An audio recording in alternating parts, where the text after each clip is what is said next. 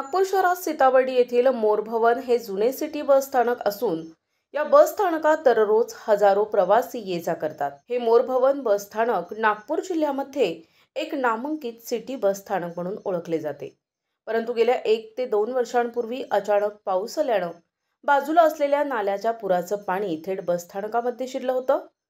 या पुरामध्ये अनेक प्रवासी बचावले होते, तर नाल्याला अंबाझरी तलावाचे ओव्हरफ्लो पाणी आणि नागपूर शहरातील काही भागातील पावसाचं पाणी आल्यानं तिथे घाण जमा झाली आहे आणि हे घाणीचं पाणी थेट मोर भवन बस स्थानकात शिरलं होतं।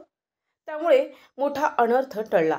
या मोर भवन परिसरात पावसाचं पाणी साचून राहिल्यानं या बस स्थानकाच्या रोड परिसरात दररोज बस वाहतुकीची रहदारी वाढल्यानं जागोजागी मोठे खड्डे पडलेत। यामुळे ये जा करणाऱ्या प्रवाशांना, बस चालक आणि वाहनांना या खड्ड्यांचा, या घाणींचा नाहक त्रास सहन करावा लागतोय। तर काही महिला, पुरुष आणि वृद्ध नागरिकांना चक्क मणक्यांचा आजार वाढलाय। काही प्रवाशांना तर या रस्त्यानं पायी ये जा करण्यासाठी मोठा त्रास होत आहे, अशी गंभीर परिस्थिती निर्माण झाली आहे। शासन आणि प्रशासनानं याकडे दुर्लक्ष केल्याचं दिसून येतंय।